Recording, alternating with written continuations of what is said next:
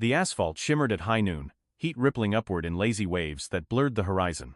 An old pickup truck sat crooked at the shoulder of State Route 47, its driver's door still shut, engine ticking as it cooled. A patrol unit had rolled in behind it. Lights spinning red and blue against the white glare of midday Sunday. Officer Marcus Dwyer stepped out first, adjusting his belt, hand resting near his service weapon. His partner, Officer Randall Hunt, circled around the passenger side, eyes scanning the truck bed, the cab, the road ahead. Dwyer approached the driver's window and tapped his flashlight barrel against the glass. 2 sharp raps. His voice came through muffled but sharp. Paperwork. Now. Isaiah Cole kept both hands on the steering wheel, fingers spread, visible. He was 68 years old. His hair was gray at the temples, close-cropped.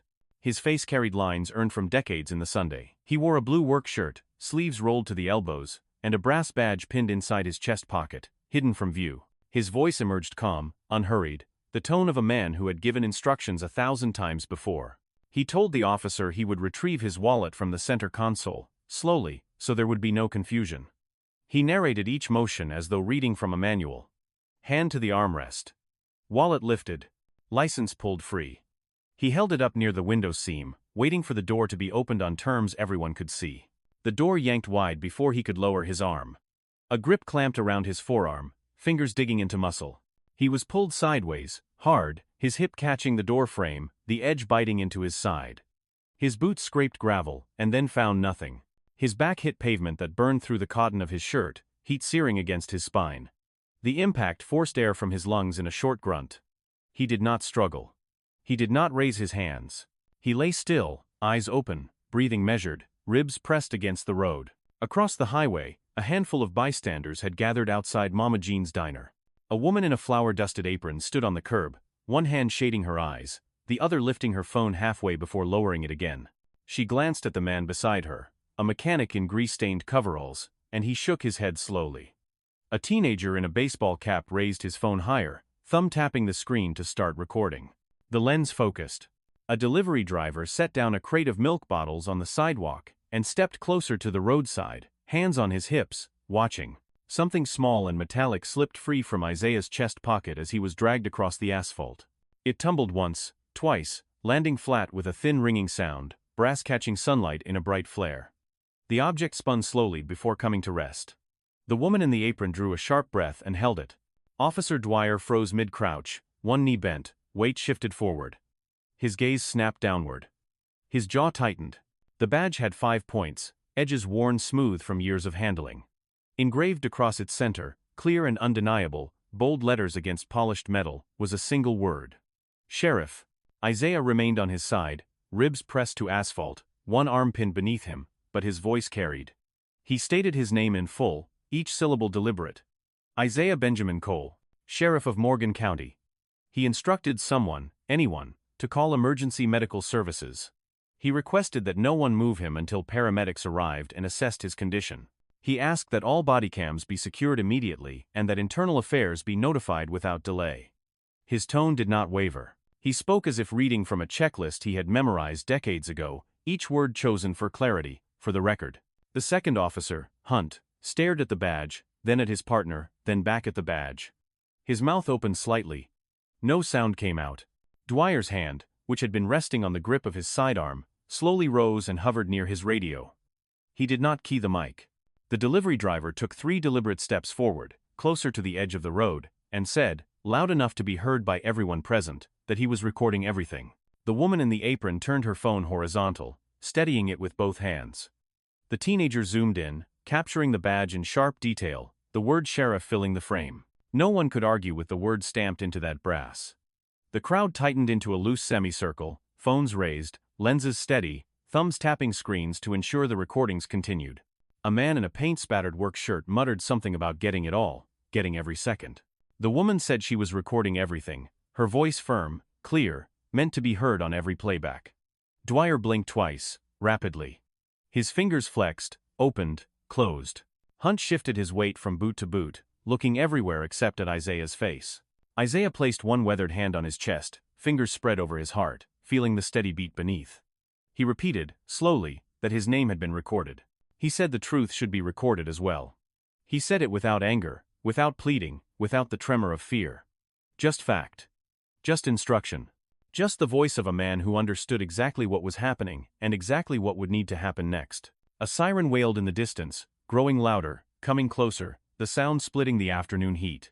On that scorching stretch of pavement, beneath a sky too bright to look at directly, a name and a badge had just changed the way this town would tell its own story. The evidence was already spreading, already moving through the crowd, through phones, through networks of neighbors and strangers. The record had begun. It would not stop. The ambulance turned the corner 2 minutes, and 40 seconds later, tires crunching gravel as it pulled onto the shoulder. 2 paramedics stepped out, gloves already on, bags in hand. The younger one, a woman named Simone, knelt beside Isaiah. She asked his name. He told her. She asked if he could feel his legs.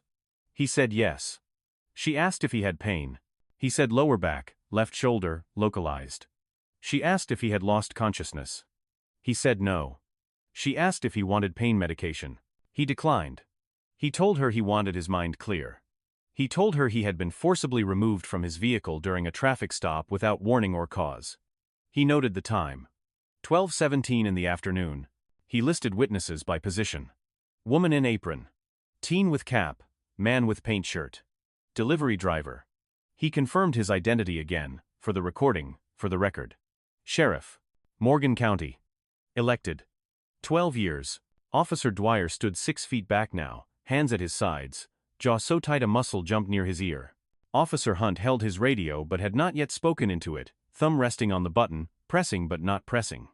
A third patrol car arrived, lights off, rolling slow. Sergeant Linda Voss stepped out, took in the scene with a single sweeping glance, and walked directly to Isaiah. She knelt beside the stretcher as the paramedic secured the straps across his chest and legs. She asked quietly if he needed anything else.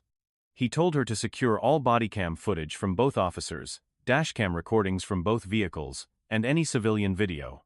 He told her to contact Lieutenant Hannah Kim in Internal Affairs immediately. He told her to remove Dwyer and Hunt from active duty pending administrative review. He told her to preserve the scene. She nodded once, sharply. Understood, Sheriff.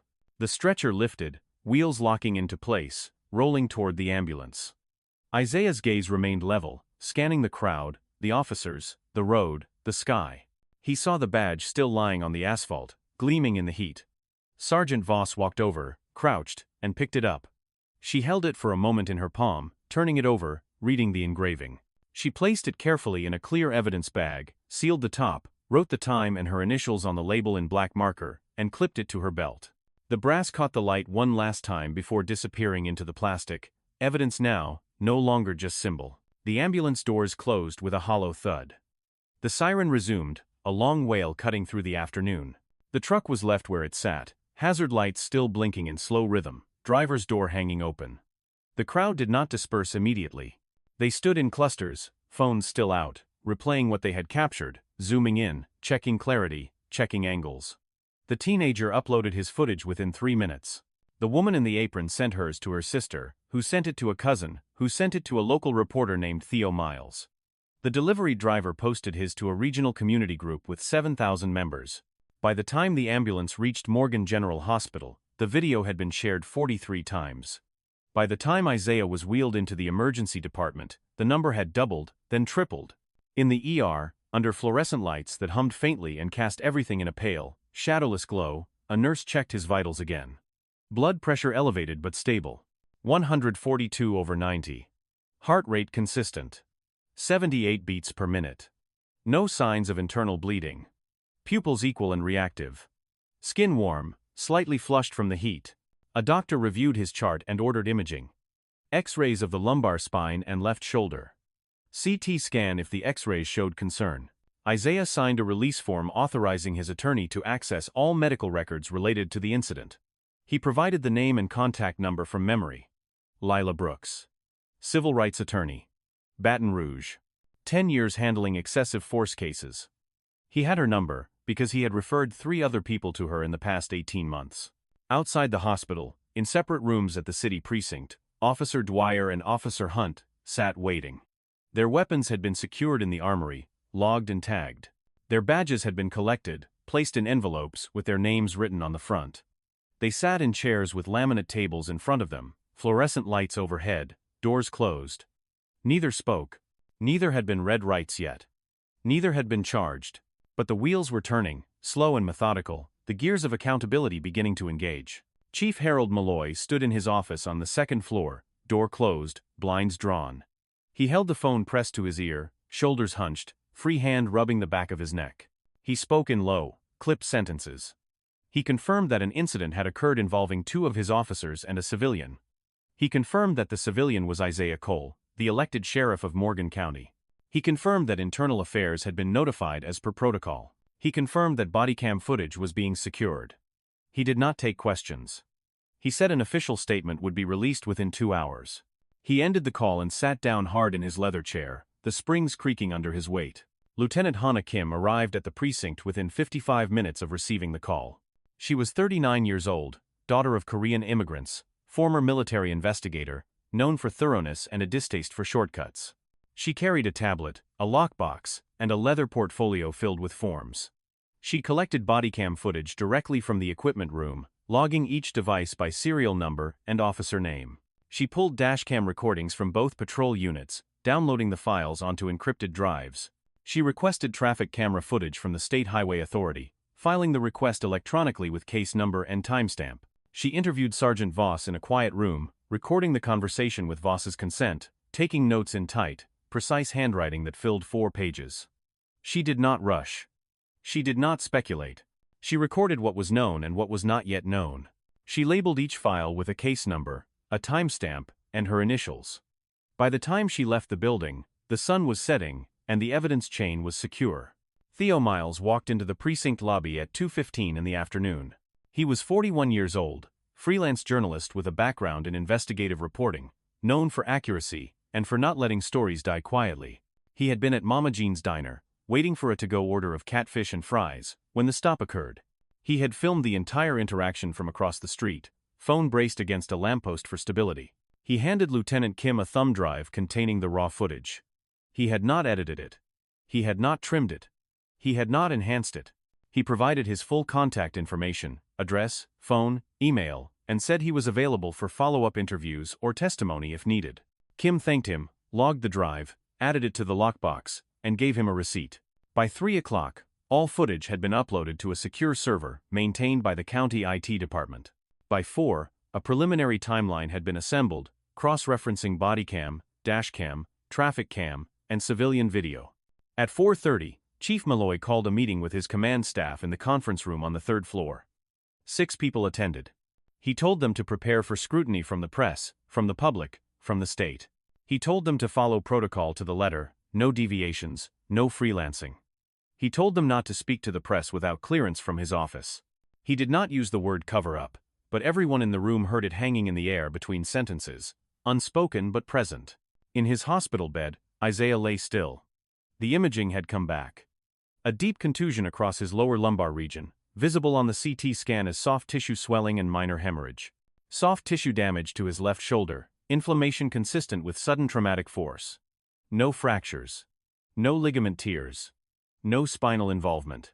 The doctor recommended rest, ice every 2 hours, anti-inflammatory medication, and follow-up in 1 week. Isaiah nodded slowly. He asked for his phone. The nurse handed it to him, charging cable still attached. He called his wife, Margaret. The phone rang twice before she answered. He told her what had happened, his voice steady, factual, no drama. He told her he was all right, no serious injuries, bruising and soreness, but nothing that wouldn't heal. He told her not to come to the hospital, that he would be discharged soon. He told her to call their son, Marcus, and their daughter, Janelle. He told her to tell them the truth. All of it, every detail. No sugarcoating. He told her he loved her. She said she loved him too. Her voice was calm on the phone, strong and clear. She saved the tears for after she hung up, sitting alone in the kitchen, staring at the wall. The monitor beside Isaiah's bed beeped steadily, a green line tracing peaks and valleys in perfect rhythm. The rhythm was calm. It reflected the rhythm of the man in the bed. Isaiah closed his eyes. He did not sleep. He listened. He heard footsteps in the hallway, soft-soled shoes on polished floors. He heard the hum of machines, the wheeze of ventilation systems, the distant chime of elevators. He heard a television in the room next door, playing the evening news. He heard his own name, Sheriff Isaiah Cole. Incident. Investigation. He opened his eyes. The ceiling was white acoustic tile. The light was soft. The record was growing, spreading, becoming something larger than one man on one stretch of road. The first press briefing occurred at 6 o'clock that evening in the city council chambers.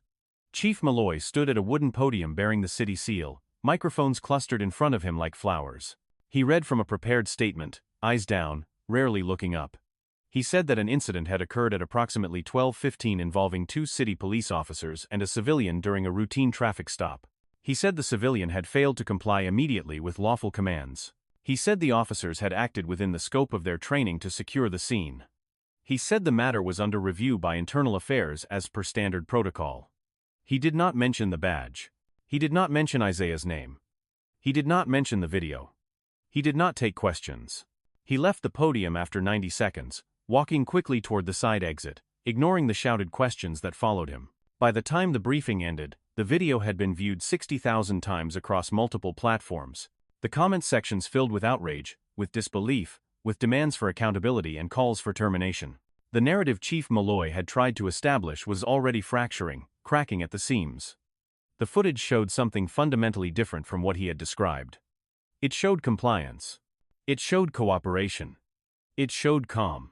It showed an elderly man in a work shirt, stating his intentions clearly, moving slowly, hands visible, offering no resistance, no threat, no justification. It showed violence erupting where there had been no danger. The gap between the official statement and the visible truth became the story itself. Attorney Lila Brooks arrived in Morgan County the next morning on the 8:15 bus from Baton Rouge. She was 52 years old, with silver streaks running through her black hair, and a leather briefcase that had traveled to courtrooms in 6 states. She met with Isaiah in his home, a modest ranch-style house on Magnolia Street with a front porch and a chain-link fence. He had been discharged from the hospital the previous evening, released with printed instructions and a prescription he had not yet filled. He sat in a worn armchair by the living room window, a pillow wedged behind his lower back, legs stretched out. Margaret brought tea in ceramic mugs, Earl Grey, no sugar. Leela took out a yellow legal pad and 3 pens. Isaiah recounted the stop in meticulous detail. The time he was pulled over. The location, mile marker, 84 on State Route 47. The officers' names from their nameplates, Dwyer and Hunt. The sequence of events, each action, each word spoken. The witnesses who had been present. The badge that had fallen. He spoke for 30 minutes without interruption. Lila filled 6 pages with notes. Lila asked about prior complaints involving these officers. Isaiah told her that Officer Dwyer had been involved in 3 use-of-force incidents in the previous 24 months.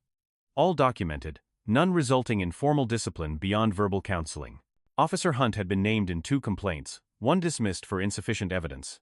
The other settled quietly with a non-disclosure agreement and a payment of $3,000 to the complainant. Lila wrote faster, her handwriting tightening. She asked about departmental training records. Isaiah said they were public documents, available through a records request. She asked about the department's written policies governing traffic stops of elderly or disabled individuals. Isaiah said such policies existed on paper, adopted 4 years ago after a federal consent decree in a neighboring city. She asked if those policies were actually followed in practice. He paused, took a sip of tea, and said that was precisely the question that needed answering. That afternoon, Lila filed a federal civil rights lawsuit in the United States District Court for the Western District, under Section 1983 of Title 42 of the United States Code.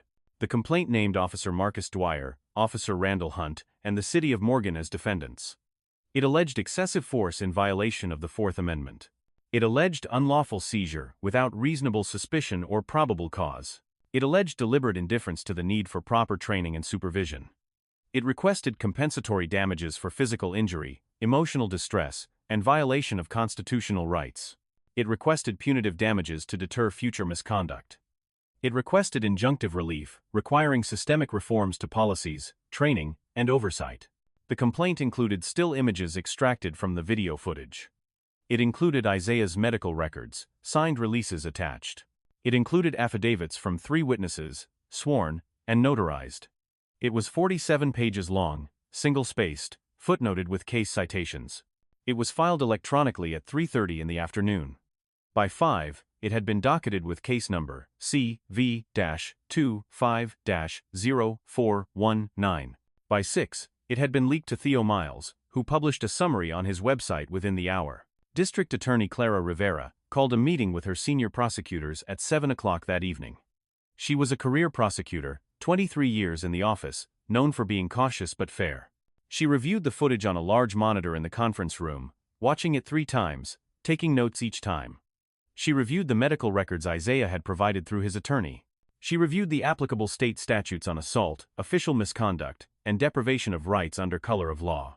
She consulted with the chief investigator about the strength of the evidence. She opened a criminal investigation officially, assigning case number CR-25-118. She assigned 2 veteran prosecutors to handle it, both with experience in police misconduct cases. She requested that the State Police Bureau of Criminal Investigation assist with evidence collection to avoid any appearance of bias or conflict. She did not announce the investigation publicly. Not yet. She wanted the foundation solid, the evidence locked down, the case airtight, before announcing anything that could be challenged or undermined. Lieutenant Hannah Kim worked late into the night in her small office on the 4th floor of the administration building. She pulled Officer Dwyer's personnel file, a folder 2 inches thick. She found patterns. Complaints about aggressive behavior during traffic stops, 7 in 5 years. Complaints about discourteous and unprofessional language, 4 in 3 years. Complaints dismissed after cursory internal review with no follow-up interviews of complainants. She pulled Hunt's file, slightly thinner but similar. Complaints about excessive force during arrests, 3 incidents. Complaints about failure to provide medical assistance when requested, 2 incidents. She found training records. Both officers had missed the most recent 8-hour de-escalation seminar, marked absent, no makeup training scheduled. Both had scored 68% on the last use of force written examination, below the departmental standard of 75%. Both had been cleared for continued duty without remediation. She documented everything in a memo that ran 12 pages. She filed her preliminary report with the chief's office at 2:14 in the morning. She went home to a dark apartment.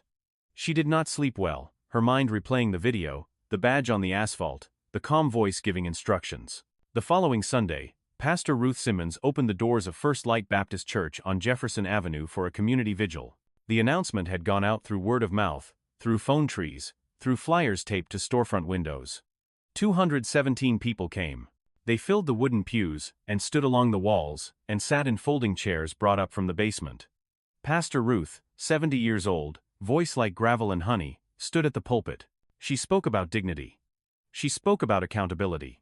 She spoke about the long road toward justice and the importance of walking it together, not running ahead in rage, not falling behind in despair. She did not call for violence. She called for vigilance. She called for witnesses to come forward with their stories. She called for the city to live up to the words written in its charter, the promises made in its policies. When she finished, the congregation sang "We Shall Overcome," voices rising through the open windows and into the warm evening air, carrying down the street. A petition began circulating on Monday morning. It was drafted by a coalition of 3 local organizations, the Morgan County NAACP, the Civil Liberties Union Chapter, and the Interfaith Council for Justice. It demanded the immediate public release of all video footage from all sources. It demanded an independent investigation by state or federal authorities. It demanded full transparency in the disciplinary process, including public hearings if charges were filed. Within 3 days, it had gathered 4,200 signatures, some on paper at tables outside grocery stores, some online through a shared link. Within a week, it had crossed 10,000. City council members began receiving calls at their offices and at home. Emails flooded inboxes, many form letters, many personal testimonies. The pressure built slowly, accumulating like water behind a dam. Isaiah Benjamin Cole had been born in Morgan County 68 years earlier in a farmhouse 5 miles outside the city limits. His father, Abraham Cole, had farmed 40 acres of red clay and sandy loam, land passed down from his grandfather who had bought it in 1921. Isaiah had learned to work before he learned to read, following his father through rows of cotton and later soybeans, learning the rhythms of planting and harvest. He had joined the United States Army at 18, served 2 tours overseas, come home with a limp from shrapnel, and a belief that service mattered more than comfort. He had joined the sheriff's department at 24, starting as a deputy on the night shift, working his way through patrol, then investigations, then administration. He had been elected sheriff 12 years ago on a platform of reform. Body-worn cameras for every deputy. De-escalation training modeled on programs in larger cities. Community policing initiatives, deputies assigned to neighborhoods, not just patrol zones. He had kept his promises. He had also made enemies, officers who resented the cameras, the oversight, the accountability. But he had been re-elected twice, each time with wider margins. His wife, Margaret Cole, had been a schoolteacher for 31 years. She had taught second grade at Lincoln Elementary, a brick building with a playground and a library. She had taught hundreds of children to read, to add and subtract, to raise their hands, to ask questions without fear. She had retired 5 years ago, accepting a plaque and a standing ovation at a school board meeting. She spent her mornings now in the garden behind the house, growing tomatoes and peppers and herbs. She spent her afternoons with her grandchildren when they visited, 3 so far, ages 6, 4, and 18 months. She had never wanted Isaiah to run for sheriff. She had known what it would cost in time, in stress, in the weight he would carry home each evening. She had also known he would do it anyway, because that was who he was. She had supported him. She had stood beside him at every campaign event, every swearing-in, every crisis. She had taught him, in her quiet way, that justice was not loud. It was patient. It was found in details, in records, in the slow accumulation of evidence. Their son, Marcus Cole, was a civil engineer in Atlanta, 43 years old, married, 2 children. Their daughter, Janelle Cole Harris, was a registered nurse in Memphis, 39 years old, divorced, 1 child. Both came home the weekend after the incident. They arrived on Saturday morning, Marcus driving in from Atlanta, Janelle flying into the regional airport and renting a car. They sat in the living room that smelled of lemon polish and old wood. They drank coffee from the same mugs they had used as teenagers. They asked their father what he needed from them. He told them he needed them to trust the process, to let the system work as it was designed to work. He told them he needed them to let the evidence speak, to not get ahead of the facts. He told them he needed them to remember that anger without direction was just noise, and noise faded while records remained. Janelle cried. Marcus clenched his jaw and stared out the window. Margaret held Isaiah's hand, her thumb moving slowly across his knuckles. They stayed until Monday evening. Isaiah returned to his office at the county administration building the following Tuesday. He walked through the front doors at 8 in the morning. He nodded to the clerks at the reception desk.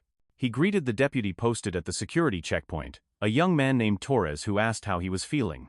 Fine, Isaiah said. Sore, but fine.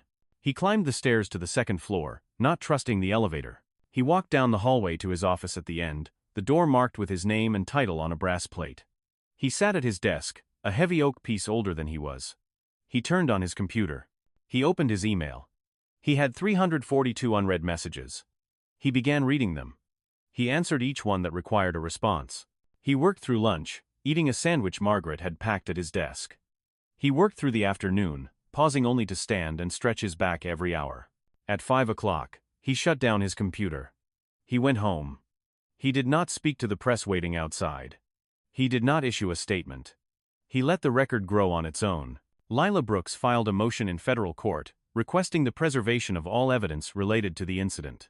She listed bodycam footage from both officers, dashcam footage from both patrol vehicles, traffic camera footage from State Route 47, dispatch audio recordings, personnel files for Dwyer and Hunt, training records for the city police department, internal communications, including emails and memos, and any policies or procedures related to traffic stops.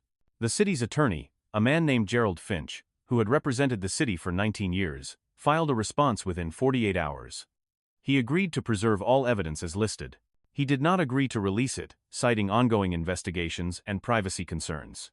Lila filed a second motion requesting immediate release of video evidence under the public's right to access government records. Judge Helena Cross, a federal appointee serving her 7th year on the bench, scheduled a hearing for the following Thursday. The hearing took place in a courtroom that smelled of old wood and floor polish, high ceilings with ornate molding. Lila argued that the public had a fundamental right to see what its police officers were doing in its name with its tax dollars. She cited case law from 3 circuits. She argued that transparency was essential to accountability, that without evidence there could be no informed public discourse, no meaningful oversight. Gerald Finch, gray-haired and precise, argued that releasing footage during an active criminal investigation could compromise witness testimony, could taint jury pools, could violate privacy rights of individuals captured incidentally. Judge Cross asked pointed questions of both sides. She asked about precedent in similar cases. She asked about balancing tests between privacy and public interest. She asked about redaction options. She took the matter under advisement, promising a written ruling within 72 hours. She issued the ruling in 61. The footage would be released to the public. Redactions would be minimal, limited to bystanders' faces and license plates. The city had 10 business days to comply. The footage aired on local news stations at 6 o'clock on a Tuesday evening. It aired on cable networks an hour later. It was posted online in full by multiple sources. It was dissected frame by legal analysts, by use of force experts, by retired police officers, by civil rights advocates. They pointed out the moment at timestamp 0041 when Isaiah clearly stated his intention to retrieve his wallet. They pointed out the moment at 0053 when the door was yanked open without warning. They pointed out the absence of resistance, the absence of threatening movements, the absence of any articulated reason for the use of force. They pointed out the badge falling at timestamp 114, the unmistakable word sheriff visible even in the compressed video. They pointed out Isaiah's calm instructions beginning at 122, his tone professional, his request specific and reasonable. They pointed out the officer's hesitation after seeing the badge, the shift in body language, the sudden uncertainty. They pointed out the crowd, the witnesses, the multiple cameras. They pointed out that the record was clear, that the truth was visible, that no amount of spin could change what had been captured. Chief Malloy held a second press conference 4 days later. This time, he took questions. The room was packed, standing room only, cameras lining the back wall. A reporter from the state capitol asked why the initial statement had claimed non-compliance when the video clearly showed cooperation. Malloy said the initial statement was based on preliminary information from the scene, that fuller context became available later. A reporter from a regional paper asked if the officers involved would face disciplinary action. Malloy said the investigation was ongoing, that due process required time, that he would not prejudge the outcome. A reporter from a television station asked directly if he had watched the footage. Malloy paused, swallowed, and said yes, he had watched it multiple times. A reporter from a wire service asked if he stood by the actions of his officers. Malloy paused longer this time. He said he stood by the process of investigation, that facts would determine outcomes. The room erupted in shouting, multiple voices overlapping, questions flying. He raised one hand, said thank you, and left through the side door without answering anything further. The police union issued a statement through its president, a sergeant named Dale Kowalski. The statement, released as a press release and posted online, expressed confidence in officers Dwyer and Hunt. It said they were dedicated public servants, who had acted in good faith based on their training and their perception of the situation.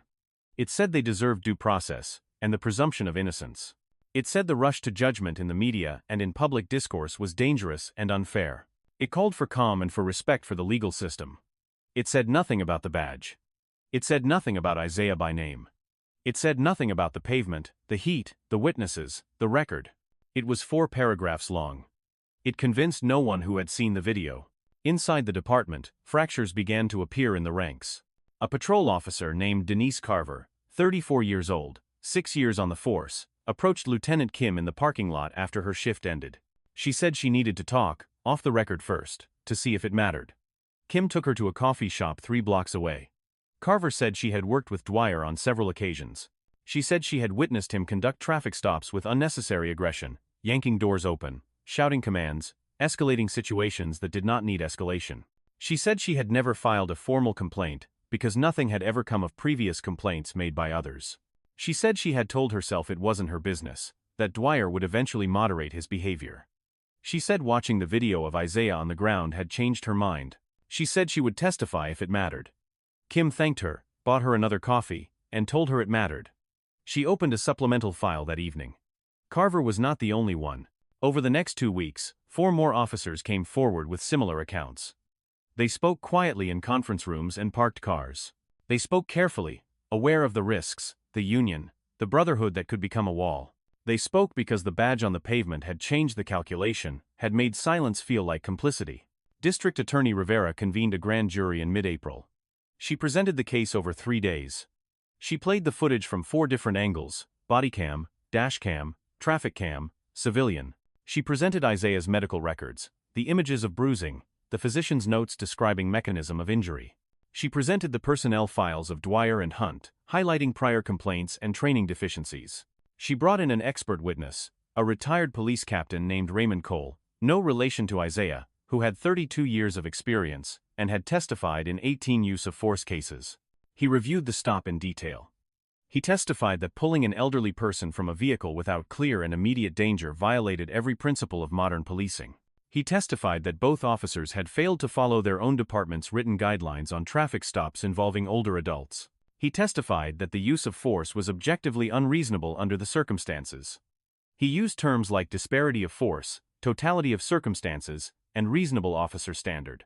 The grand jury, 23 citizens selected from voter rolls, deliberate,